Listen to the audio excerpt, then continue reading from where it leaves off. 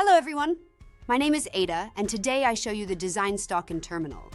And by the way, this video is available in multiple languages, so if you need a different one, you can simply check the video description below. So now let's start.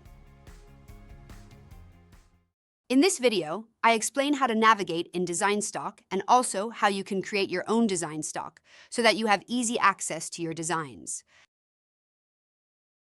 First, I'll show you how to navigate in DesignStock. On the left side, you find the DesignStock. Here, you'll find some standard designs that come with Terminal and are free to use. Under Categories, you can browse different embroidery design types.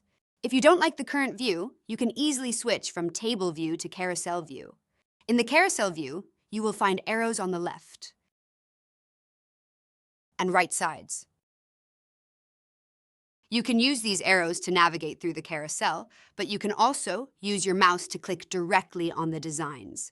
Here, you can also switch back to Table View. To create your own DesignStock, go to DesignStock.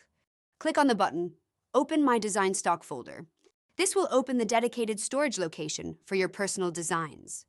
Now, let's add some designs. Simply copy and paste your Z00 and DST files into the My DesignStock folder. You can only open Z00 and DST files in Terminal. Once added, Terminal will automatically recognize them and generate preview images for easy selection later. To keep your design structured, you can create subcategories. Simply create a new folder inside My DesignStock and name it according to the category you want.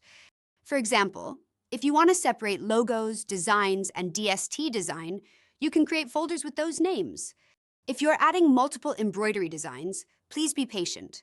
Terminal will take a moment to generate preview images for each design. These previews will help you quickly browse and select the right design when working on your projects. If you prefer to work only with your own designs, you can disable the standard designs provided by Terminal. Simply turn off the switch in the settings, and the standard designs will no longer appear in your DesignStock. You can also search for names and category under Search. Now that you know how to create and organize your own DesignStock, go ahead and give it a try. If you have any questions, just reach out. We're always happy to help. Thanks for watching, and well, see you in the next video. Take care. Bye.